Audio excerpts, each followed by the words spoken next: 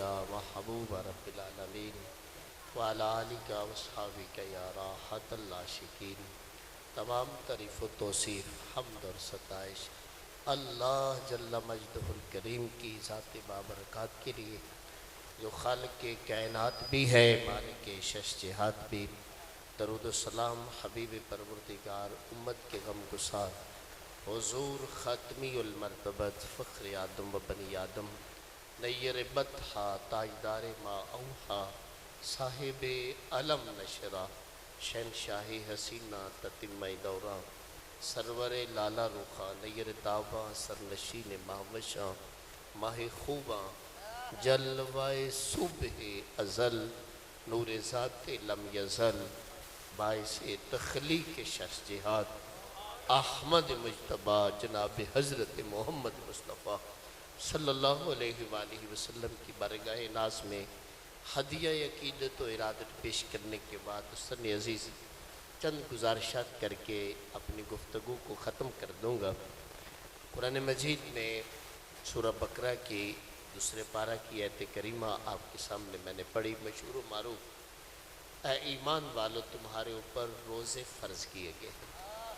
माह रमज़ान का मौसम नूर, मौसम रहमत, मौसम बरकत, ये सुहाना मौसम बिल्कुल करीब करीब है।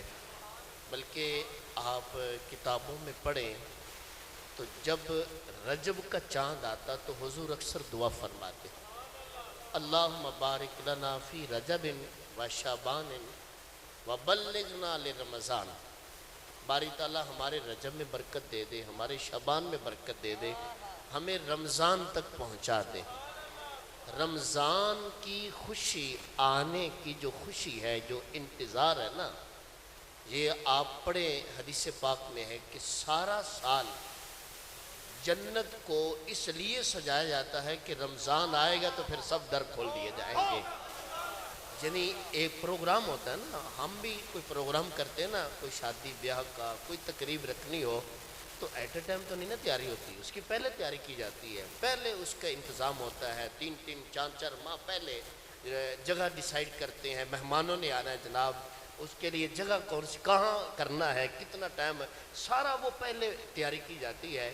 रमज़ान की तैयारी और रमज़ान का जो इंतज़ार है वो मेरी तेरी बात नहीं, रमज़ान वो महीना है जिसका इंतज़ार मेरे आका फरमाया करते थे, इमामुल अंबिया। और इस महीने के साथ प्यार करना, ये अल्लाह के साथ प्यार करना है। और ये वो माह मुबारक, ये सुहाना मौसम, ज़रा तसव्वुर करें। एक वक्त होता है कि बंदा सखी के पास जाए मांगने के लिए, उस सखी की मर्ज़ी होती है, वो दे दे, थोड़ा दे या ना दे, बंदा कुछ कह नहीं सकता। लेकिन एक वक्त आए कि सखी खुद चल के आ जाए, सखी आके दरवाजे पर कहे कि मांग ले, क्या मांगना है, क्या चाहिए, क्या लेना है, इज्जत चाहिए, सेहत चाहिए, रिज़्क़ चाहिए।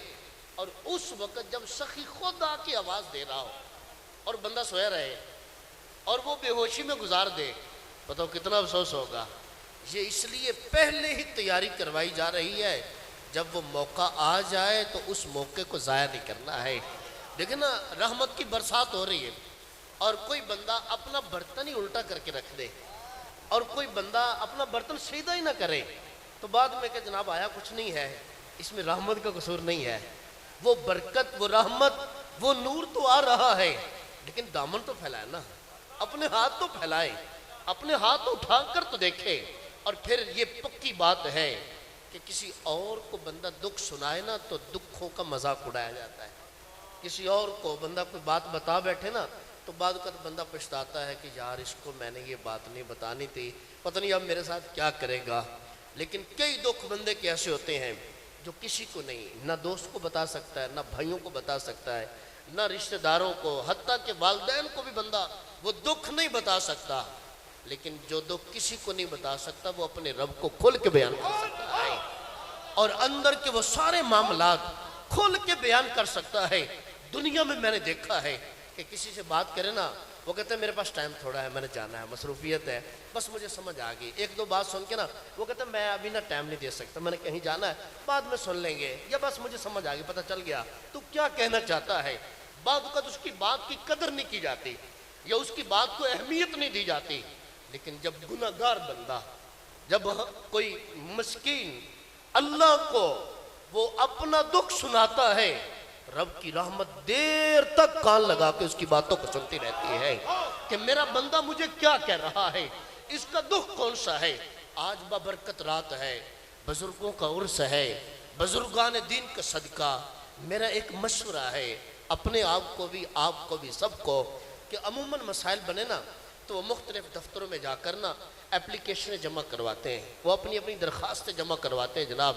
ہمارے علاقے کے سیوریج کے مسائل بنے جناب، بجلی کے مسائل ہیں، گیس کے مسائل ہیں، اور کئی نوکریوں کے لیے جا کر اپلائی کرتے ہیں، اپنی اپلیکیشنیں، اپنی درخواستیں جمع کرواتے ہیں، کوئی بیرون ملک جانے کے لیے اپنی درخواستیں جمع کرواتے ہیں۔ لیکن میرا ایک مشورہ ہے کہ یہ موسم نور ہے، رحمتوں کے دروازے کھلے ہیں، کرم ہو رہا ہے اور کرم نوازیاں ہو رہی ہیں، تو میرا ایک مشورہ ہے کہ سارے دفتروں میں جا کر اپنی اپلیکیشنیں جمع کرواتے ہو، آج اپنے دکھوں کی ایک اپلیکیشن اپنے رب کو بھی جمع کروا دو، اپنے رب کو بھی آ کر بیان کرو، یا اللہ یہ میرا دکھ ہے، اور یہ بات ذہن میں رکھیں کہ رب کو بندہ اپنا دکھ، اپنی مشکل بیان کرنے کے بعد وہ اس کو تسکین ہو جاتی ہے کہ میں نے صحیح جگہ پہ سنایا ہے۔ اصل دکھوں کا علاج ہی وہی ہونا ہے، ہمارے پاس اور کوئی داری نہیں ہے۔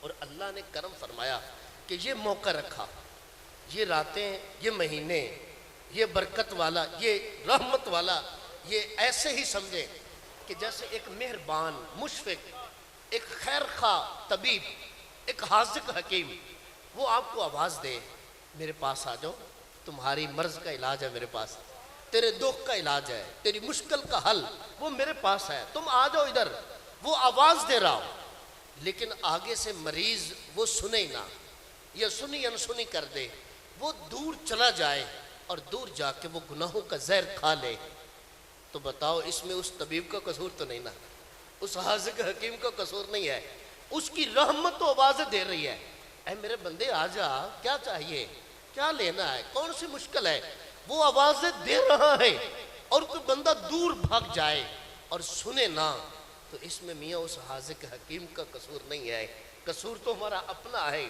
آئیں میاں اس در پر، یہاں آ کے دامن پھیلائیں، کسی اور کے سامنے دامن پھیلائیں، کوئی دے دے تو بندے کو ویسے نظر شرم سے نیچی ہوتی ہیں، جب بھی نظروں کے سامنے ہے نا تو بندے کا سر جھک جاتا ہے، یار اس نے میرے اوپر احسان کیا ہے، اس نے جناب میری مشکل کو حل کیا ہے، اگر نہ دے تو بندہ منہ دکھانے کے قابل نہیں ہوتا، لیکن رب کا در وہ در ہے، وہاں سے خیرات بھی ملتی ہے، عزت نفس بھی ملتی ہے، اور جتنے بھی سہارے ہیں سبق کرتے ہیں، عزت نفس بڑھاتا ہے سہارا تیرا۔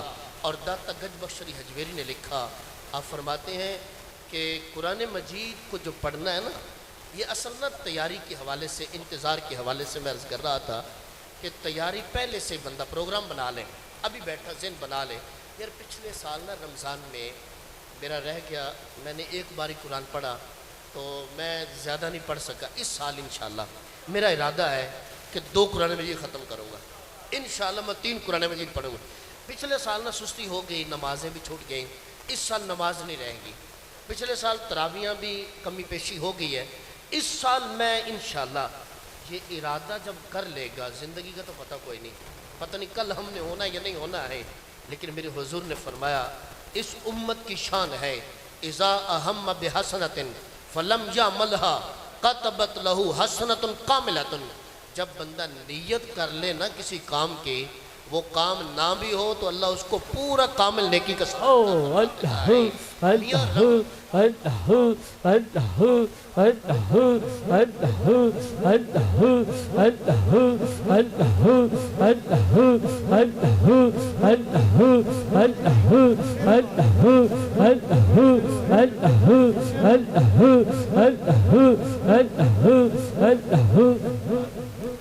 ہم ارادہ کر لیں گے نا، کمی پیشی رہ بھی گئی تو اللہ اس کا اجر ثواب عطا فرمائے گا۔ اور دوسری بات یہ ہے کوئی بندہ فرشتے بھی بولتے ہیں باری تعالیٰ ابھی تو اس نے کام کیا نہیں، اجر اتنا بڑا، رب فرماتا ہے میرے فرشتوں جب اس نے عمل کر لیا نا پھر تو 10 گنا زیادہ ملے گا، پھر تو 700 گنا زیادہ ملے گا۔ اور ایک نقطہ سمجھ لیں، وہ جیسے امتحان ہے نا سالانہ، تو وہ بچے کے والدین بھی کہتے ہیں اس کو ٹیوشن بھیجو، اکیڈمی بھیجو، اس کی تیاری صحیح کرواؤ، اگر امتحانوں میں رہ گیا نا اس کا سال مارا جائے گا، یہ سال پیچھے چلا جائے گا۔ اور یہ سالانہ امتحان ہے، اس میں اس کو رہنا نہیں چاہیے۔ اور میں بھی یہی کہتا ہوں کہ جس کے ہاتھ سے رمضان رہ گیا نا، جو رمضان میں اپنے رب کو راضی نہ کر سکا، سمجھ لو کہ اس کا سال ہی مارا گیا۔ اگلا سال آنا ہے، پتہ نہیں پھر کس نے دیکھنا ہے کس نے نہیں دیکھنا ہے، یہ موقع ہے۔ اور پھر دیکھیں مزے کی بات کہ حضور گن گن کے دن گزارتے، انتظار۔ ایک بندہ ایک دوست مجھے کہنے لگا کہ حضرت انتظار کی کیا ضرورت ہے، جب آنا ہے نا 8 دن بعد 9 دن بعد رمضان نے آ جانا ہے تو انتظار نہ بھی کریں تو پھر بھی آ جائے گا۔ میں کہتا ہوں واقعی بات ٹھیک ہے، لیکن آپ دیکھیں کبھی کسی کا بیٹا بیرون ملک سے کہہ دے اگلے مہینے میں آ رہا ہوں، فلاں تاریخ کو آ رہا ہوں، بتاؤ انتظار ہوتا ہے کہ نہیں؟ بھائی کہہ دے، ابا جی کہہ دے کہ میں فلاں تاریخ کو آ رہا ہوں، انتظار شروع ہو جاتا ہے، گن گن کے دن گزارتے ہیں، کیونکہ اس کے ساتھ محبت ہے، اس کے ساتھ پیار ہے اور محبت ہے، اس لیے انتظار ہو رہا ہے۔ جب 2-4 دن رہ جائے نا تو پھر دل کی دھڑکنیں تیز ہو جاتی ہیں۔ کب آ رہے ہیں جناب؟ آج 3 دن کے بعد آ رہے ہیں۔ اچھا فلائٹ کتنے بجے جناب؟ یہ 5 بجے فلائٹ اترنی ہے۔ پھر 5 بجے سے پہلے ہی گھر میں جب وہ دن آئے نا 1 دن پہلے ہی وہ بچے بھی کہتے ہیں میں نے بھی ساتھ جانا ہے، میں نے بھی ایئرپورٹ پہ جانا ہے، لینے کے لیے جانا ہے۔ یہ محبت ہے اس کے ساتھ۔ اور کتنے مہمان آتے ہیں کسی اور کے لیے نہیں، جس کے ساتھ محبت ہے اس کا انتظار ہو رہا ہے۔ پھر ایئرپورٹ چلے جاتے ہیں، 10 منٹ رہ گئے، 15 منٹ، بار بار گھڑی دیکھتے ہیں، اتنے منٹ ہو گئے ابھی تک اترے نہیں، باہر نہیں آئے، یہ محبت ہے۔ اور جب باہر آ گئے گاڑی میں بیٹھے، گھر سے فون آنا شروع ہو گیا، نکلے ہیں نہیں نکلے، کہاں پہنچے ہیں؟ بھئی آنا تو گھر ہی ہے نا، انہوں نے 2 گھنٹے بعد آ جائیں گے، 3 گھنٹے بعد، لیکن یہ پوچھا کیوں جا رہا ہے؟ یہ محبت ہے۔ اور جس بندے کو رمضان سے محبت ہے وہ پہلے پوچھتا ہے حضرت آج شعبان کی تاریخ کیا ہو گئی ہے، آج چاند کی کتنی دن، آج کتنے دن رہ گئے، کب سے روزہ شروع ہو رہا ہے؟ یہ انتظار، یہ محبت ہے۔ اور یہ محبت میرے حضور بھی انتظار فرمایا کرتے تھے۔ یہ مہینہ عام مہینہ نہیں ہے، بلکہ آپ سمجھے یہ محفل سجی ہے نا، پروگرام ہے، تو یہاں ماشاءاللہ نقیب بڑے اچھے انداز میں آنے والے مہمانوں کا تعارف کرواتے ہیں، اب فلاں آ رہے ہیں فلاں آ رہے ہیں، لیکن ہم سمجھتے ہیں ٹھیک ہے سارے کا تعارف ایسے ہی ہوتا ہے۔ لیکن اگر کسی کا تعارف شہر کے بہت بڑے مفتی صاحب وہ میک پکڑ لیں، وہ کہ جناب جو اب آ رہے ہیں نا ان کا تعارف میں کرواتا ہوں، قبلہ حضرت صاحب میک پکڑ لیں، وہ کہیں جناب ان کا تعارف میں کرواتا ہوں، جو اب آ رہے ہیں نا یہ عام نہیں ہے، یہ میاں اللہ کے خاص بندے ہیں، ان کا تعارف میں کرواتا ہوں۔ جب حضرت صاحب میک پکڑیں گے بتاؤ ہمارے کان کھڑے ہوں گے کہ نہیں؟ ہم کتنی توجہ کریں گے، یار سنے تو صحیح، جن کا نام ڈاکٹر صاحب لے رہے ہیں، جن کا تعارف قبلہ حضرت صاحب کروا رہے ہیں، ذرا دیکھو تو صحیح وہ ہے کون؟ لیکن رمضان وہ مہینہ ہے جس کا تعارف میرے آقا کروا رہے ہیں، جس کے آنے کا تعارف میاں عام کوئی نہیں بلکہ رب ذوالجلال خود کروا رہا ہے۔ شہر رمضان الذی انزل فیہ القرآن، یہ جو ذکر آ رہا ہے نا یہ اصل محبت کی باتیں ہیں کہ ہم تیاری کریں، آنے والا وہ وقت، وہ موسم نور، وہ موسم رحمت، کہیں کوئی کمی نہ رہ جائے۔ اور یہ جو ہے نا وہ بعض اوقات بندہ پھر پچھتاتا ہے، اب وقت ہے، اب صحت بھی ہے، اب ہم کر بھی سکتے ہیں۔ ایک وقت پتہ کیا ہے، ایک وقت ایسا بھی آنا ہے، یہ راتیں بھی آئیں گی، یہ مہینے بھی آئیں گے، یہ برکتیں رحمتیں سب کچھ ہوگا، لیکن ہم نہیں ہوں گے، پھر تو پچھتاوا ہوگا نا۔ اب ہمارے پاس ٹائم ہے، اب ہم کر سکتے ہیں۔ اور جو آیت کریمہ پڑھی اس کے ضمن میں 1-2 بات عرض کر دوں۔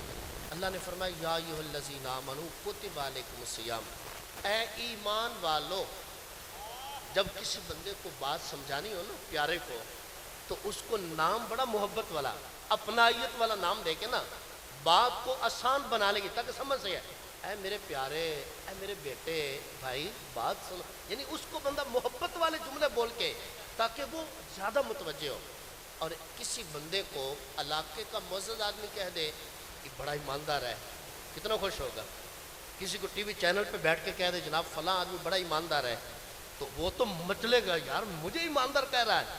تو میں پوچھتا ہوں جس بندے کو میرا رب فرما رہا ہے یا ایھا الذین آمنو، اے ایمان والے، بتاؤ اس سے بڑھ کر خوشی اور کون سی ہوگی؟ ہم جیسے نکموں کو، کمزوروں کو، گناہ گاروں کو میرا رب فرما رہا ہے، رب ذوالجلال، یا ایھا الذین آمنو۔ اب بھی ہم توجہ سے نہیں سنیں گے تو کب سنیں گے؟ فرمایا یا ایھا الذین آمنو، اے ایمان والو، کتب علیکم الصیام، تمہارے اوپر روزے فرض کیے گئے ہیں، کما کتب علی الذین من قبلکم لعلکم تتقون۔ روزے فرض پہلوں پر بھی کیے گئے، اور فرض کرنے کا مقصد کیا ہے؟ فرمایا لعلکم تتقون، تاکہ تم متقی بن جاؤ، تاکہ تم پرہیزگار بن جاؤ۔ اچھا، رب 70 ماؤں سے زیادہ پیار فرماتا ہے، حدیثوں میں پڑھتے ہیں، بیان سنتے ہیں، اللہ 70 ماؤں سے زیادہ پیار فرماتا ہے۔ ایک ماں کا پیار کوئی بندہ توڑ سکتا ہے؟ کوئی ناپ سکتا ہے؟ ایک ماں کا پیار، اچھا کوئی بندہ بتائے کبھی ماں برداشت کرتی ہے کہ اس کا بیٹا بھوکا رہے، اس کا بیٹا پیاسا رہے؟ ماں اگر کوئی کام کر رہی ہے، بیٹے کو بھوک لگی ہے، تو ماں سارے کام چھوڑ کے پہلی فرصت میں بچے کو دودھ دے گی کہ میرا بیٹا رو رہا ہے، اس کو رونا نہیں چاہیے، وہ فوراً آ کے اس کو کھانا دے گی، جو اس کی ضرورت ہے اس کو دے گی۔